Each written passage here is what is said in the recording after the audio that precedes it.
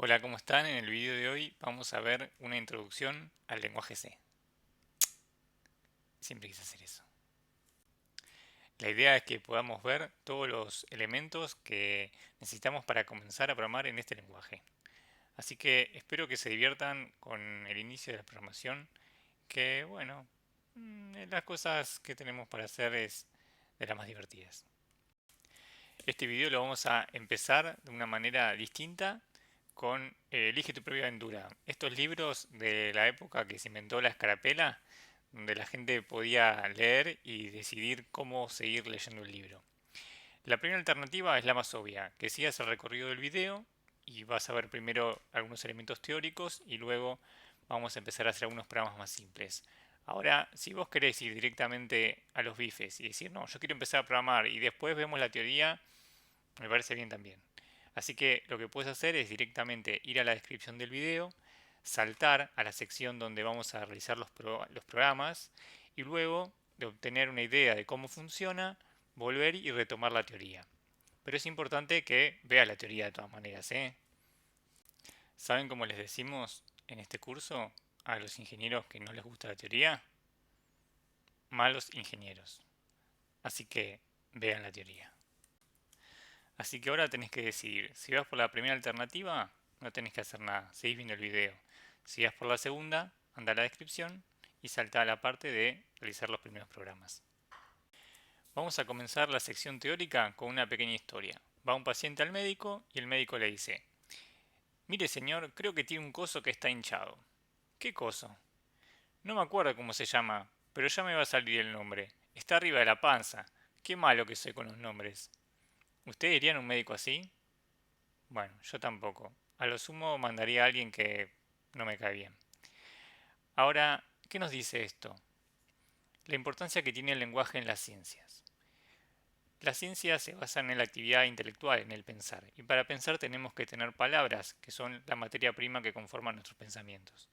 Si no tenemos lenguaje, no podemos pensar. Una persona que tiene menos lenguaje es una persona que piensa menos. Esto no nos tiene que pasar a nosotros, que le pase a otro. Así que tenemos que, en este caso, en el área de la informática, poder asimilar un vocabulario tal que nos permita pensar de forma amplia los problemas que vamos a ir viendo, ¿sí? Así que te invito a, en todos los videos que tengamos juntos, a profundizar sobre los diferentes conceptos e incorporarlos a tu lenguaje, a tu forma de pensar, a tu andamiaje intelectual. Vamos a avanzar un poco más. El primer concepto que queremos incorporar es el de algoritmo.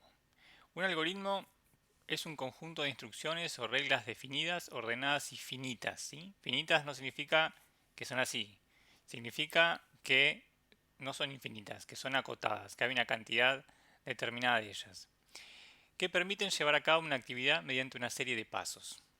Por ejemplo, una receta de cocina es un algoritmo. Uno tiene los ingredientes, tiene los pasos que tiene que realizar y si uno sigue los pasos, tiene un plato, ¿sí? También unas instrucciones del Google Maps para llegar de un lugar a otro es un algoritmo. Hay una serie de pasos, te dice avanzar por acá, dobla a la derecha, dobla a la izquierda, avanzar tantos kilómetros y así uno llega al destino. Y así se puede pensar de muchas maneras. En particular, nosotros los algoritmos los queremos transformar en programas. ¿Qué es un programa? Un programa es un conjunto de instrucciones que están escritas en algún tipo de lenguaje para realizar una tarea específica a una computadora. Es básicamente la forma en que nosotros le pedimos al sistema de computadora que haga lo que nosotros queramos. Y es la concreción de uno o más algoritmos. Es decir, es tomar una de estas recetas que realmente a nosotros nos brindan una solución y transformarla en algo concreto que nuestro sistema de computadora pueda hacer por nosotros. Y ustedes se preguntarán, ¿cómo opera de forma genérica un programa? ¿Qué necesito hacer yo para saber programar? Bueno, primero, necesitas contar con algún tipo de método para leer datos e ingresarlos en tu programa. Tu programa se va a basar en datos que obtiene del medio exterior, de un usuario que le proporciona información, de periféricos, sensores, todo tipo de estímulos. Luego necesitamos almacenar esos datos en algún tipo de contenedor, procesarlos, operar sobre ellos, realizar todo tipo de acciones, implementar algún algoritmo que los procese, entre otras muchas cosas. Y por último, queremos proveer al usuario con información relevante a los fines que el programa fue creado. Es decir, con toda esa información queremos proporcionar al usuario una solución en base a esa información. Este ciclo se repite continuamente en todos los programas. Así que es importante que contemos con algunos elementos básicos del lenguaje para, primero, poder almacenar esos datos en algún contenedor que vamos a llamar variables. Segundo, tener algún tipo de función para ingresar datos en nuestro programa, como también para imprimir datos en nuestro programa, es decir, para exteriorizarlos de alguna manera. Y por último, tener conocimiento de algunas operaciones básicas, por ejemplo aritméticas, para realizar acciones que sean de nuestro interés.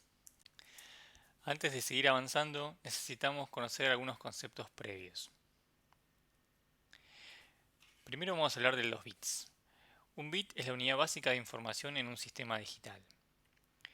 Podemos decir que un bit es un símbolo que puede tomar solamente dos valores, que están simbolizados como 0 y 1. También, como bien se pueden representar como valores numéricos. En ese caso, un bit es un dígito del sistema binario. Así como el sistema decimal tiene 9 signos, del 0 al 9, el sistema binario tiene 2 signos, del 0 al 1. De forma eléctrica, esos valores 0 y 1 se traducen en un nivel de tensión en los circuitos digitales. Así, cuando nosotros decimos que una señal es una señal digital, normalmente lo que queremos decir es que es una señal, como figura acá, que tiene dos valores de tensión, 0 y en este caso 5 volt, que representaría el 1, pero tiene solamente dos valores. Además, en un sistema digital tenemos la ventaja de que como solamente hay dos cantidades para almacenar, eso se puede hacer de una forma relativamente sencilla. Por ejemplo, las memorias RAM, que son las memorias que nombramos en el video de arquitecturas de computadoras, los bits se guardan en un capacitor. Un capacitor es un elemento que acumula carga eléctrica y así uno sabe si el capacitor está cargado, por ejemplo, podría ser un 1 y si está descargado podría valer un 0. Y a través de un transistor que funciona como una llave, lo que se hace es cargar o descargar ese capacitor y poder almacenar en el tiempo un valor digital. Como se pueden dar cuenta, un valor digital solo no nos sirve de mucho. Entonces necesitamos agregar más para poder almacenar, por ejemplo, números más grandes. Entonces lo que podemos hacer es empezar a combinar los bits. Si yo tengo un solo bit, entonces tengo dos valores, 0 o 1. Esto lo pueden hacer un paralelo con el experimento de tirar una moneda. Si tiro una moneda puede salir cara o seca. O si yo tengo una moneda, puedo ponerla de la cara o de la seca y en ese caso almacenar dos valores. Ahora, si yo junto dos bits, entonces ahora voy a poder representar cuatro combinaciones. 0, 0, 0, 1, 0, 2, 1, 0, perdón, y 1, 1. Es decir, un número, por ejemplo, del 0 al 4. De vuelta lo pueden pensar como un experimento de tirar una moneda o de tener dos monedas dos veces. Podemos inferir que si tenemos n bits, o sea una cantidad genérica n, entonces la cantidad de combinaciones será de 2 a la n. Esto lo pueden inferir rápidamente haciendo la siguiente progresión. Si tengo un bit, tengo dos combinaciones. Si tengo 2, tengo 4, es decir, 2 a la 2. Si tengo 3, voy a tener 8 combinaciones, 2 a la 3. Y así sucesivamente. Así que si tengo n bits, voy a tener 2 a la n combinaciones. Es decir, yo en un sistema digital puedo almacenar un número de cualquier tamaño siempre que tenga una cantidad suficiente de bits determinada por esta cuenta de 2 a la n. Seguramente en este punto se estarán preguntando, ¿y a mí esto qué me importa? Y sí les importa. ¿Por qué? Porque los bits van a ser como nuestro insumo para conformar las variables. Las variables van a ser esos contenedores del que les hablé, donde vamos a almacenar los datos de nuestro programa. Así que vamos a la siguiente sección. Las variables son contenedores de datos que vamos a utilizar en nuestros programas para almacenar información. ¿Y esos contenedores qué pueden almacenar? Imaginemos, números enteros, números reales, ¿sí? O como a veces se dice de forma ordinaria, con coma, números que pueden tener una parte entera y una parte fraccionaria. En el mundo de la informática se les suele decir flotantes. Caracteres, es decir, letras, números, signos que utilizamos en nuestro alfabeto o, por ejemplo, en la nomenclatura matemática. Y también datos compuestos, que en el lenguaje del C les decimos estructuras. Es decir, por ejemplo, imagínense que puedo tener un dato de tipo alumno que esté conformado por datos más pequeños, por ejemplo, el nombre y apellido, el legajo, el DNI, etc. Es útil pensar los contenedores, las variables, como cajas, donde en esas cajas, que son de determinado tipo, vamos a almacenar información. El lenguaje C es un lenguaje tipado. Tipado es una característica de los lenguajes en que me indica que el tipo de las variables que voy a utilizar las tengo que indicar explícitamente. Es decir, si yo quiero almacenar un número entero, tengo que pedirle, utilizando el lenguaje, una variable para guardar un número entero. Y esa variable solo se va a poder guardar un número de esas características durante todo el programa. En otros tipos de lenguaje, el que no son tipados, por ejemplo, una misma variable puede almacenar diferentes tipos de datos y esa naturaleza puede variar durante el programa. No es el caso nuestro. En el C, las variables tienen que cumplir con ciertas características que son estrictas. Debo declararlas explícitamente al comienzo de un bloque. Puedo inicializarlas o no, es decir, puedo ponerle un valor inicial para que arranque la variable con ese valor, o puedo dejarlo sin expresar. Y además el tipo de datos está definido de forma estática, es decir, como puesto dinámico que no puede cambiar durante el programa. Luego veremos qué pasa con las variables que se inicializan o no se inicializan, las implicancias que eso tiene. Recapitulando, ya vimos que necesitamos las variables para guardar nuestros datos y que en el lenguaje C, además esas variables tienen que tener un tipo que identifica la clase de datos que se van a guardar en ella. Existen 5 tipos de datos básicos en este lenguaje. Los que se usan para guardar números enteros, que son el char y el int. Tipos de datos reales, es decir, números reales, números que tienen parte entera y parte fraccionaria. Por ejemplo, no sé, 1,23. Este tipo de dato real yo no lo puedo guardar en una variable entera porque perdería la parte fraccionaria. Esos tipos de datos son el float y el double. Y por último, un tipo de datos que se llama vacío, void, que por ahora no lo vamos a profundizar, lo vamos a retomar más adelante cuando veamos punteros. Además, sobre estos tipos de datos nativos se pueden agregar modificadores. Los modificadores lo que hacen, como su nombre lo indica, es modificar el tamaño de la variable, es decir, cada variable vamos a ver que tiene un rango, es decir, una capacidad para guardar datos.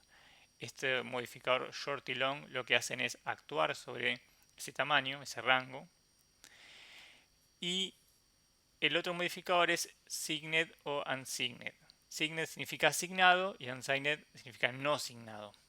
Estos modificadores lo que me van a permitir es indicar si yo quiero guardar, por ejemplo, un entero con signo, es decir, que puede ser un entero negativo o positivo, o un entero no signado, es decir, que puedan ser enteros positivos o el cero.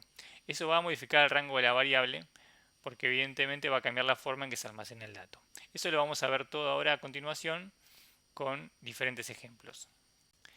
Me gustaría profundizar más ahora en el concepto de rango de una variable. ¿Qué es el rango de una variable? Bueno, es el dominio de los valores que puede contener, es decir, el intervalo de valores que puede representar. Vamos a explicarlo con un ejemplo. Tenemos una variable char y esa variable char sabemos que tiene 8 bits. Esta es una definición que yo les adelanto. 8 bits equivalen a un byte. En informática esto siempre es así. Con esos 8 bits se pueden representar 256 combinaciones. ¿De dónde sale ese número? Sale de hacer 2 a la 8. Recuerden que vimos hace unos instantes que con n bits puedo representar 2 a la n combinaciones. Así que 2 a la 8 me da 256. Ahora bien, con esas 256 combinaciones, ¿qué intervalo de números puedo representar? Bueno, eso va a depender de si la variable es signada o no signada. ¿Por qué? Porque si la variable es no signada, entonces de esas 256 combinaciones voy a usar una para el 0 y las otras 255 para representar los enteros positivos, y la variable va a terminar teniendo un rango de 0 a 255. Ahora, si yo decido que la variable sea asignada, entonces la mitad de esas 256 combinaciones, es decir, 128, se van a usar para representar los números negativos y la otra mitad para representar a los números positivos y el 0. Es decir, que el intervalo o el rango de representación de la variable va a ir de menos 128 a más 127. En este ejemplo se ve claramente que según la decisión que tome, eso afecta el tipo de números que voy a poder representar. Si yo no le pongo este modificador, es decir, si yo por ejemplo pido simplemente una variable char, por defecto en este lenguaje la variable es signada. Habiendo visto estos conceptos, lo que vamos a hacer ahora es ir describiendo los diferentes tipos de datos nativos que tiene el lenguaje C, para que veamos qué números podemos guardar en ellos. Empecemos por el más sencillo, la variable char. Recordemos que es una variable de tipo entero y tiene un tamaño de 8 bits o un byte. Como vimos, si es signada tiene un rango de menos 128 a más 127, y si es no signada tiene un rango de 0 a 255. Como también nombramos antes, si no tiene un modificador es por defecto equivalente a una variable signada. Esta variable char recibe su nombre de la palabra inglesa character, es decir, un carácter, un símbolo que se utiliza para guardar un dígito, una letra o por otros símbolos ortográficos, aritméticos y demás. Ese nombre lo recibe porque se utiliza normalmente para guardar el código ASCII de un carácter. ¿Y qué es el código ASCII de un carácter? ASCII es una sigla que significa American Standard Code for Information Interchange y es básicamente una forma de codificar los diferentes símbolos que necesitamos en un sistema de computadora de forma numérica. Por ejemplo, la letra A está simbolizada por el número 65, la letra B 66 y así sucesivamente. Y de esta manera tenemos las letras, los números, símbolos lógicos, relacionales, aritméticos. Tenemos también, por ejemplo, símbolos matemáticos, llaves, paréntesis, etc.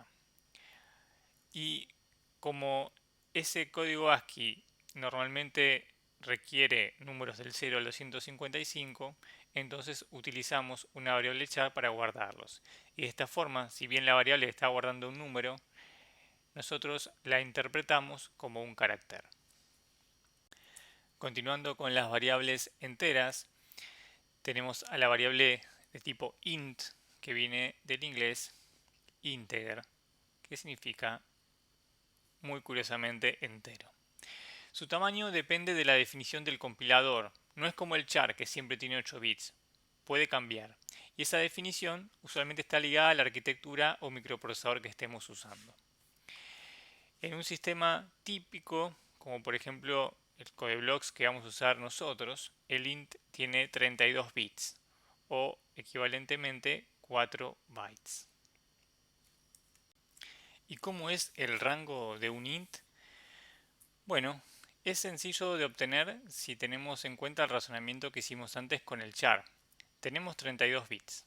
Sabemos que 32 bits me sirven para representar 2 a la 32 combinaciones. Si nosotros calculamos este número con la calculadora, eso nos va a dar 4.294.967.296 combinaciones. Si esa cantidad de combinaciones la usamos para guardar un entero no signado, vamos a tener el 0 y el número más grande que podemos representar siempre es 1 menos porque usamos una de esas combinaciones para guardar el 0. Y si nosotros lo utilizamos para guardar un número signado, entonces la mitad de esas combinaciones, 2.147.483.648 combinaciones la vamos a usar para guardar los números negativos y la otra mitad la vamos a usar para guardar los números positivos y el 0. Como vemos, es una variable que tiene un rango bastante grande y virtualmente me sirve para guardar cualquier tipo de entero. Ya que antes habíamos comentado el uso de modificadores para cambiar el tamaño de la variable, vamos a ver por ejemplo el modificador short. El modificador short aplicado al int va a solicitar al compilador un entero de menor tamaño, en particular un entero de 16 bits. Entonces el rango va a variar de forma acorde. Si tengo 16 bits, tengo 2 a la 16 combinaciones, que son 65.536 combinaciones. Si la uso de forma no signada, guardaré del 0 a 65.535, una menos siempre porque usé una para el 0. Y si lo guardo de forma signada, que es la forma por default, entonces vamos a guardar la mitad de esas combinaciones como números negativos y la otra mitad como números positivos. Me parece importante que hagamos un paréntesis. Como vemos, cuando tenemos variables o cantidades que están ligadas a una gran cantidad de bits, se empiezan a aparecer números que son bastante difíciles de manejar. Entonces, en el mundo de la informática aparece una notación que nos interesa mucho conocer porque nos permite simplificar la forma en que nos comunicamos. La notación es la siguiente. Le decimos a un número 2 a la 10, 1024, un kilo. Kilo normalmente es un prefijo griego que usamos para identificar la cantidad 1000. Por ejemplo, un kilo ohm son 1000 ohm. Pero en el mundo de la informática, un kilo son 1024. De la misma manera, 2 a la 20 le decimos un mega, 2 a la 30 un giga, 2 a la 40 un tera y así sucesivamente usamos los mismos prefijos griegos que se suelen usar, por ejemplo, en el Sistema Internacional de Unidades, ¿no? Los que conocen problemas de la física deben estar familiarizados con este tipo de notación. ¿Y esto por qué nos ayuda a simplificar la forma en que nos expresamos? Porque, por ejemplo, en el entero, que tenemos 32 bits, sabemos que tenemos 2 a la 32 combinaciones. Este número lo podemos expresar de la siguiente manera. 2 a la 2 por 2 a la 30, como potencias de igual base. 2 a la 2 es 4. Pero 2 a la 30, ¿qué es? Y 2 a la 30 es un giga. Entonces tenemos 4 gigas. Un entero puede guardar 4 giga números. Según cómo ese entero se esté representado, si es signado o no signado, vamos a tener diferentes rangos de interpretación. Pero en definitiva, si yo le digo a alguien, tengo una variable que puede guardar 4 gigas, ya debería poder saber que puede guardar 2 a la 32 números. Y así ocurre lo mismo con todo el resto de las cantidades que acabamos de ver. Por último, vamos a ver los tipos de variables que vamos a usar para almacenar datos reales. Reales significa que vamos a guardar números que tienen parte entera y parte fraccionaria. Por ejemplo, 1,23, 1 es la parte entera y 0,23 es la parte fraccionaria, lo que es menor que la unidad. Y esos tipos de datos nativos son dos: float y double. Float es una variable de 32 bits y double una variable de 64 bits. La forma de interpretar estos números no es asimilable a las que vimos para los números enteros. Se utiliza una notación mucho más compleja que está fuera del alcance de lo que nos interesa ver, basada en un estándar del IEEE que se llama estándar 754. A nosotros que nos interesa saber que con una variable flotante puedo almacenar un número de forma precisa con 6 dígitos significativos. Por ejemplo, el número 12,3456 tiene 6 dígitos significativos. Si yo siguiese agregándole dígitos, con la variable float no tendría la posibilidad de guardarlo sin pérdida de información. Mientras que una variable double aproximadamente se puede guardar un número con 10 dígitos significativos. La matemática ligada a cómo se almacenan este tipo de variables es un poco compleja de entender y la vamos a dejar por fuera del alcance. Sepamos estos lineamientos para cuando tengamos que usarlos en nuestros programas. Finalmente, llegó el momento de que empecemos a programar. Así que vamos a ver los conceptos que necesitamos para empezar a hacer nuestros propios programas. Recordemos que para que yo pueda operar, el programa tiene que poder ingresar datos, tengo que poder guardarlos, tengo que poder operarlos y tengo que poder externalizarlos de alguna manera a través de, por ejemplo, la pantalla de la computadora. Entonces, lo que vamos a ver a continuación son: 1. Cómo tomar datos por teclado. Cómo leo algo del teclado y lo tomo desde mi programa. 2. Cómo es una estructura básica de un programa y algunas operaciones aritméticas que puedo realizar simples para empezar a programar. Y 3. Por último, cómo imprimir datos por la pantalla. Cómo hago para mostrar al usuario el resultado de esas operaciones. Así que lo que vamos a hacer a continuación es, yo le voy a dejar un excelente video que preparó Hernán Méndez, donde él les va a explicar cómo instalar el entorno de desarrollo que vamos a utilizar. Ustedes van a tener que instalárselo si quieren usar este entorno. Si usan otros, ya están familiarizados con el lenguaje, pueden usar el que ustedes quieran. Pero si no, yo les recomiendo que dejen el video a un lado, se instalen el entorno según las indicaciones que van a ver y después retomen el video. Vamos a enseñarles cómo se instala el CodeBlocks, el cual es un IDE, un entorno de desarrollo, el cual nos va a facilitar bastante las cosas a la hora de realizar nuestros programas en C. A continuación les vamos a mostrar los pasos que hay que seguir. Lo primero que vamos a hacer para poder instalar el CodeBlocks va a ser ir al link que les vamos a dejar en la descripción, donde vamos a poder descargar el instalador, ya sea tanto para Windows como para Linux si tienen, o para Mac. Nosotros vamos a mostrar cómo se debe instalar esto en Windows. Lo que vamos a hacer es descargar este archivo, el que dice min.gw, ya que nos va a ahorrar distintas complicaciones que nos pueden aparecer si instalamos este primero, por ejemplo. Entonces lo que vamos a hacer es dirigirnos a uno de estos dos links.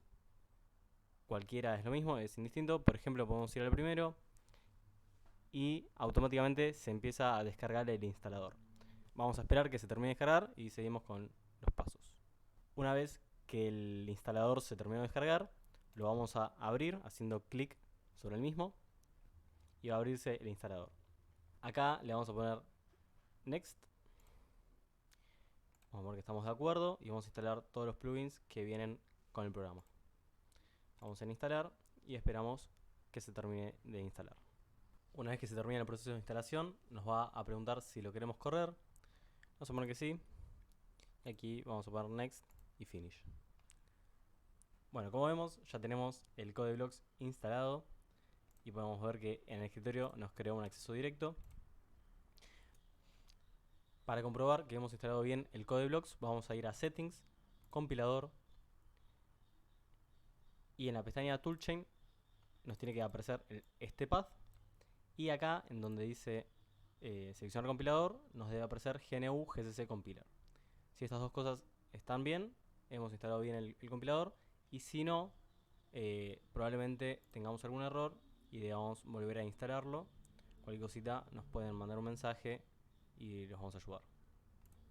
Ahora vamos a mostrar cómo crear un nuevo proyecto en CodeBlocks. Vamos a ir acá, donde dice Create a New Project. Acá vamos a elegir aplicación de consola, Console Application. Vamos a apretar en Go. Acá le vamos a dar Next.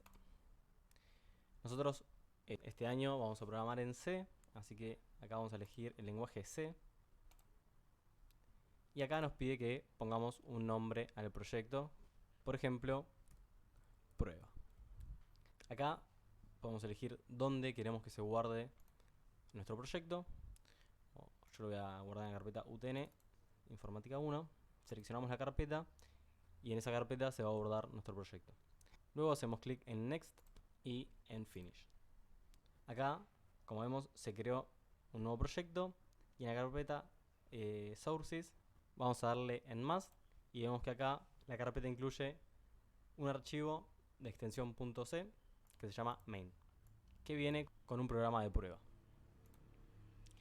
Lo que va a hacer este programa, como dice acá, tenemos la función printf que lo que hace es imprimir en consola lo que nosotros le pongamos acá entre comillas. En este caso es hello world. Lo que debemos hacer para ejecutar este programa es lo siguiente.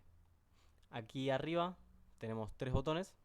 El primer botón lo que hace es compilar nuestro programa, el cual si hubiera algún error nos lo avisaría acá en esta consola. Y si no nos dio ningún error, podemos ejecutarlo en run. Y como vemos acá en consola se imprimió el mensaje hello world. Si queremos podemos modificarlo y en vez de que diga hello world ponemos hello y repetimos el mismo proceso. Y tenemos un tercer botón que es build and run, que hace estas dos acciones al mismo tiempo.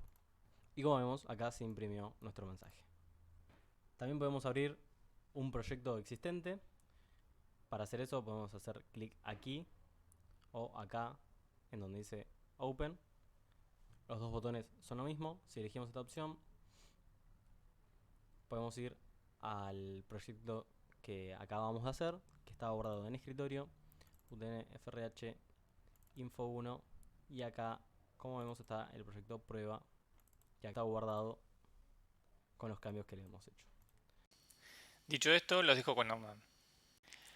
Antes de empezar a meter mano y programar, vamos a ver cómo es la estructura básica de un código fuente en C, de un programa. Primero se pone lo que se suele llamar la inclusión de librerías. ¿Qué son librerías?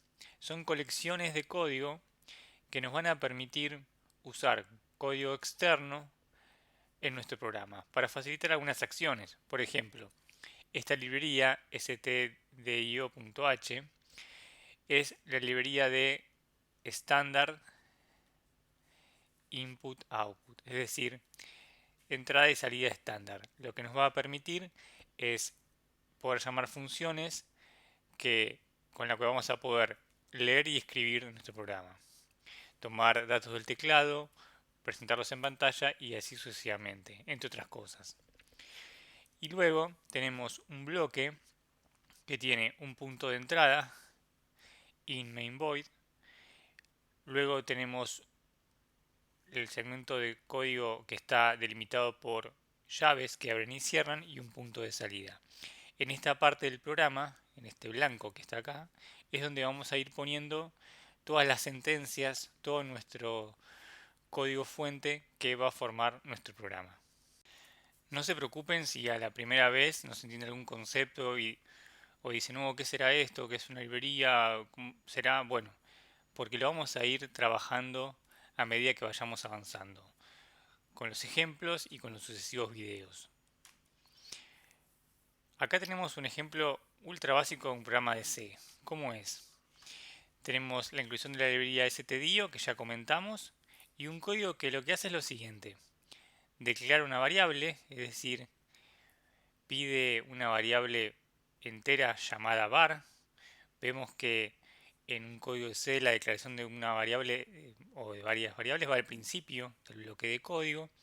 Primero se indica el tipo de datos que voy a utilizar y luego el o los nombres. ¿Sí? Si hay más de un nombre se separan por comas, como vamos a ir viendo. Luego se le asigna un valor, var es igual a 5. En C todas las sentencias van separadas por punto y coma. Punto y coma indica el fin de una sentencia. Luego hace lo siguiente, var es igual a 2 por var. Como var valía 5, 2 por var vale 10 y ese nuevo valor se guarda en la variable var. Y finalmente se sale del programa. Evidentemente este programa no es muy útil, pero nos sirve para ejemplificar cómo es un programa en C. Ahora vamos a ir desarrollando algunos ejemplos que van a ir creciendo cada vez más en complejidad. Si uno analiza este ejemplo, un problema obvio es que no tenemos ningún tipo de sentencia ni para ingresar datos en el programa, por ejemplo, para ingresarle un valor a var que como usuario deseemos cargarle, ni para imprimirlo. Entonces lo que vamos a ver a continuación es algunas funciones básicas de entrada y salida de datos. La función básica de salida de datos, es decir, de impresión de datos, es printf. En printf uno le carga a través de los argumentos el formato de lo que va a imprimir. Ahora vamos a ver algunos ejemplos, por ahora no se preocupen. Y devuelve, en caso de éxito, la cantidad de caracteres impresos. El valor devuelto de printf no se suele utilizar, como vamos a ver. Vamos a pasar a mostrar algunos ejemplos. Por ejemplo, si nosotros ponemos printf y entre comillas hola mundo, lo que va a imprimir por la pantalla es la oración hola mundo. ¿Y qué más podemos hacer? Bueno, hay algunos caracteres especiales que uno los identifica fácilmente porque tienen la barra invertida o contrabarra, que nos permiten hacer cosas como estas. Acá yo quiero imprimir hola mundo y en una línea distinta abajo la palabra adiós. Entonces con la contrabarra IN puedo hacer esa impresión, puedo hacer el cambio de línea. Acá en esta tabla ustedes pueden ver algunas listas de los caracteres especiales más utilizados, el cambio de línea que vimos recién, la tabulación horizontal, que significa intercalar un espacio horizontal, por ejemplo, para armar una tabla, la tabulación vertical, que es lo mismo pero en el sentido de la fila, digamos, en el sentido vertical, barra A que puede usarse para hacer un pequeño sonido, un bip, el retorno de línea, que es para volver a escribir en la misma línea donde está parado el cursor. Obviamente, como las comillas se utilizan para delimitar lo que se va a imprimir, si yo quiero imprimir comillas, tengo que poner contrabarra comillas. Hasta este momento solo le había planteado ejemplos donde imprimíamos textos que estaban fijos, pero nos podríamos preguntar cómo imprimo el contenido de una variable. Bueno, eso se hace de la siguiente manera. Supongamos que tenemos la variable declarada var que se inicializa con un valor de 5. Queremos imprimir el valor de var. Entonces se pone así. En el primer argumento de la función printf se pone entre comillas lo que se quiere imprimir, var igual, esta parte se va a imprimir textual, y luego se pone lo que se denomina un carácter de formato. Es decir, un carácter de formato, así como los caracteres especiales empezaban con contrabarra, el carácter de formato comienza con el símbolo de %, y después una letra que indica cómo se tiene que interpretar esa variable a la hora de imprimirse. En este caso, %d se utiliza para imprimir una variable de tipo entero. Lo que va a hacer el printf es reemplazar este carácter de formato con el valor de la variable que uno ponga a continuación con una coma. Así, si uno pone carácter de formato y separa con una coma, el valor de var se va a reemplazar en lugar de esto que dice %d. Y lo que vamos a ver en pantalla es este texto que dice var igual a 5. Si uno quiere imprimir varios valores, se ponen varios caracteres de formato y luego se ponen separados por comas los nombres de las variables en el orden que uno las quiere imprimir. Ahora en unos instantes vamos a hacer algunos ejemplos que van a clarificar bastante esto. ¿Qué caracteres de formato existen? Bueno, acá tenemos una tabla con los más importantes. %d lo vamos a usar para imprimir enteros signados. Es uno de los que más utilizan. También se puede imprimir los enteros en sistema hexadecimal y sistema octal. Esto lo vamos a usar más adelante cuando veamos sistemas de numeración. Si el entero es no signado, se utiliza este carácter de formato, %u. Si es un número flotante, un número float o double, se utiliza el carácter de formato %f.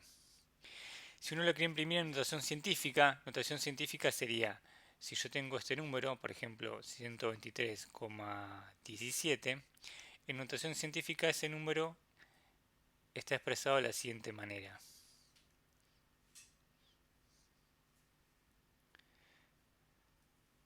Es decir, la parte entera se toma con un dígito, el resto se toma como parte fraccionaria y luego se agrega un multiplicador en base 10. Esto se imprime con este carácter de formato. Si uno quiere imprimir un carácter, es decir, una variable, por ejemplo, char, que contiene un código ASCII y lo quiere imprimir no el número, sino el carácter equivalente, lo hace con %c. Para imprimir un texto, que vamos a ver más adelante cuando veamos strings, se usa %s. Y para imprimir un puntero a una dirección de memoria, que también veremos luego, se utiliza el carácter de formato %p. Llegó el momento de que hagamos nuestro primer ejemplo. Vamos a ir al CodeBlocks, donde vamos a declarar una variable var, luego le vamos a cargar un valor cualquiera, un número, vamos a imprimir esa variable y luego vamos a duplicar el valor de la variable y volverlo a imprimir para comprobar que sea así. Como ven, esto que está encerrado entre estos signos, barra asterisco para abrir y asterisco barra para cerrar, es un comentario, ¿sí? Este comentario es para documentar el código fuente. No se va a compilar, es solamente para mí y para los que lean este código. Para hacer un comentario en una sola línea, también pueden usar la doble barra. Entonces, esto también es un comentario, pero en una sola línea, ¿sí? Bien, lo voy a borrar para que no moleste. ¿Cómo es esto de declarar la variable? Sabemos por lo que vimos recién que las variables se declaran al comienzo del bloque, es decir, luego de la apertura de la llave. Para declarar primero va el tipo de datos, int, y luego el nombre, se va a llamar var. La asignación, el cargarle ese valor, lo podemos hacer acá al comienzo, por ejemplo vamos a cargarle el valor 10, eso se llama inicializar la variable. También lo podemos hacer en el cuerpo del código, de la siguiente manera. Var es igual a 10, siempre cerrando con punto y coma. Y ahora nos piden que imprimamos la variable var. ¿Eso cómo lo hacemos? Printf. Printf es una función que está justamente en la librería stdio.h que cargamos. Eso es importante que lo relacionemos. Nosotros incluimos esta librería para usar funciones, como en este caso, que nos proporcionan alguna utilidad. Luego veremos más adelante cómo crear nuestras propias librerías. Y en printf, entre comillas, vamos a imprimir var es igual a %d, que es el carácter de formato para imprimir un entero signado. Como esta variable entera por default designada, ese es el carácter que tenemos que usar. Y luego ponemos var. Eso va a imprimir el número 10. Pero nos pide también que dupliquemos el valor de la variable y que luego lo volvamos a imprimir. Para duplicar el valor de la variable, bastará con poner una sentencia que sea así. Var es igual a 2 por var. De esa manera, esto se lee así.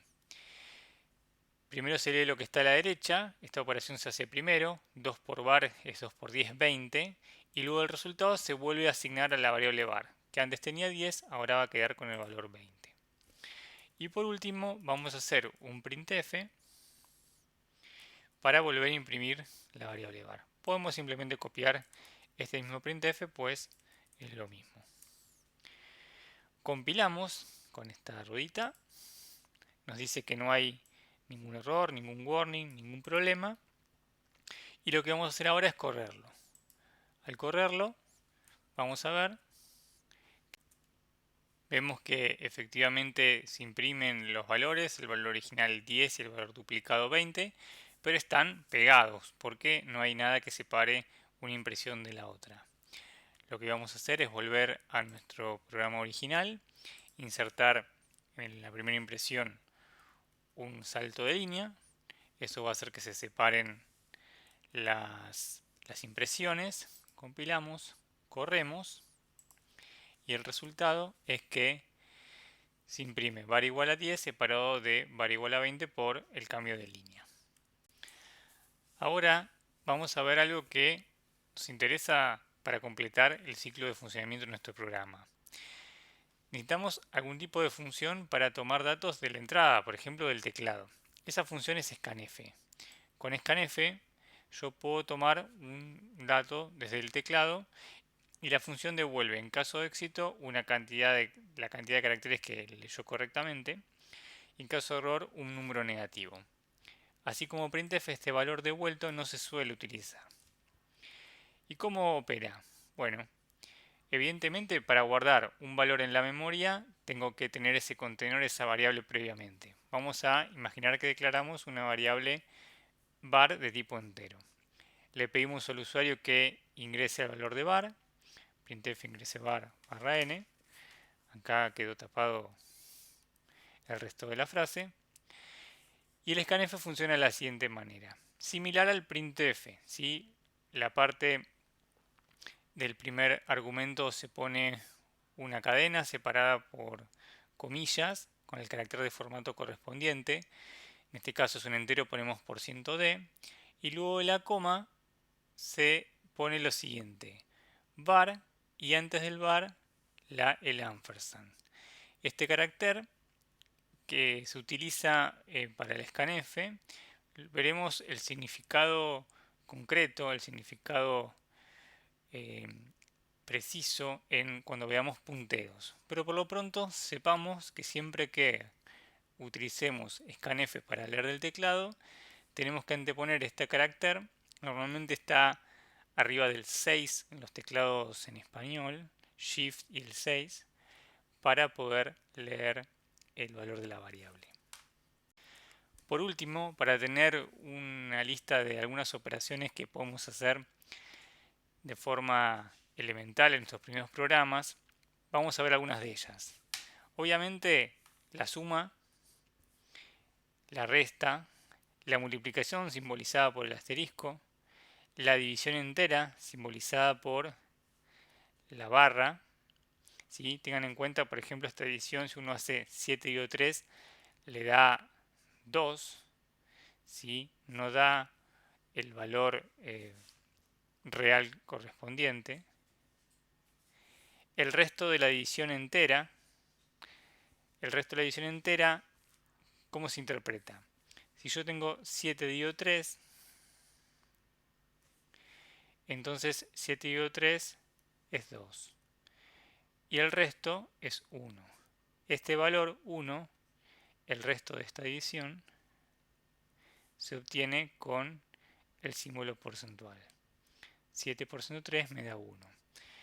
Veremos que esta operación, que a priori parece muy poco útil, nos va a resultar de gran provecho cuando veamos algunos algoritmos de interés para nosotros. Y por último, las operaciones de incremento y decremento, que se hacen con el operador más y menos, que es simplemente sumar 1 o restar 1. Así una variable, por ejemplo, que tiene 8 más da 9, y una variable que tiene 8 menos va a dar 7. Para cerrar este video con la parte práctica vamos a hacer estos dos ejemplos. El primer programa me pide que solicite el ingreso de dos números por teclado e imprima la suma de esos dos números. Y luego que modifique este programa para que, además de imprimir la suma, imprima la resta y el producto de ambos números. Así que eso lo vamos a hacer a continuación. Vamos a comenzar con un programa en blanco. Nos pide que ingresemos dos números y luego imprimamos la suma. Entonces, si vamos a imprimir dos números y luego la suma, se nos puede ocurrir que necesitamos tres variables. Una variable, vamos a ponerle sum1 para guardar el primer sumando, una variable sum2 para guardar el segundo sumando y una variable suma para guardar el resultado de la suma. Vemos que si uno tiene varias variables las puedes representar en una misma lista separada por comas. Entonces ahora le vamos a pedir al usuario que ingrese el valor del primer sumando. Sabemos que ese valor lo tengo que ingresar con scanf, entonces hago scanf %d y recuerden, siempre ampersand sum1. De esta manera tomo el valor del primer sumando. Ahora quiero ingresar el segundo sumando, pero el segundo sumando se toma una forma análoga al primero. Así que copio, pego y ahí ya tengo mi segundo sumando guardado en la variable sum2. ¿Qué tengo que hacer ahora? Tengo que sumar sum1 y sum2 y guardar el resultado en suma. ¿Cómo hago eso? Muy simple. A la variable suma le asigno la suma de sum1 y sum2. Ahora la variable suma va a contener el valor de esta suma. Para finalmente imprimir el valor de suma, ¿sí? El valor de suma es %d. O podemos también hacerlo de la siguiente manera. El valor de la operación %d igual %d, perdón, %d más %d es igual a %d. ¿Qué es esto? Parece una cosa de locos, ¿no? El valor %d, el primero %d lo vamos a reemplazar con sum1. El segundo valor de %d lo vamos a reemplazar con sum2. Y el tercer valor con suma. Entonces nos va a quedar armadita la expresión matemática. No tenemos que olvidarnos de poner los barra n acá por el medio para que se vayan separando las impresiones. Así que ahora vamos a compilar. Nos dice que está todo bien, que no hay ningún problema, ningún error, ningún warning. Y lo vamos a correr. Le damos entonces a correr y vamos a ver que nos pide que ingresemos el valor del primer sumando. Vamos a poner 3, enter, ingresa el valor del segundo sumando, 7, y nos dice el valor de la operación 3 más 7 es igual a 10. Y ahí comprobamos que funciona correctamente el primer ejemplo. Recuerden que siempre las variables se imprimen en orden, es decir, si yo pongo %d y cualquier cantidad de caracteres de formato, el primer carácter de formato va con el primer elemento de la lista, el segundo con el segundo y así sucesivamente. Para finalizar el video te voy a pedir que hagas los siguientes ejercicios. 1. Que solicites el ingreso de un número entero y que imprimas la tabla de multiplicar del 1 al 10 de ese número. En segundo lugar, que solicites el ingreso de una letra minúscula del teclado, imprimas la misma letra mayúscula. Este ejercicio hay que pensarlo un poco, pero no es imposible. Yo te invito a recorrer los elementos que expusimos durante el video para que te animes a hacerlo. Si se te complica mucho, pasa al ejercicio siguiente, que pide que solicites el ingreso de una compra compuesta por 3 productos, indicando la cantidad de productos y el precio de cada uno, y que imprimas el costo promedio de los artículos. Es decir, que si vos tenés 3 productos, cada uno con su precio y su cantidad, lo que obtengas al final sea el promedio, el costo por cada uno de los artículos comprados. ¿Qué te dejo para que te plantees luego de ver el video como objetivos personales para asegurarte de que vas bien? Uno, que instales el Codeblogs, como te explicamos en la sección correspondiente. Dos, que compruebes que funcione correctamente realizando alguno de los programas anteriores, algunos de los programas que se desarrollaron durante el video. 3. Que realices los ejercicios que dejé en el slide anterior. 4. Que repases el video, que busques aquellas cosas que te hagan ruido, que digas, esto no sé si lo entiendo, para luego poder reflexionar sobre esas dudas y si no las puedes resolver, que formules preguntas que te lleven a comprenderlo luego. Y con eso terminamos este video. Espero que te haya gustado como introducción al lenguaje C y nos vemos la próxima.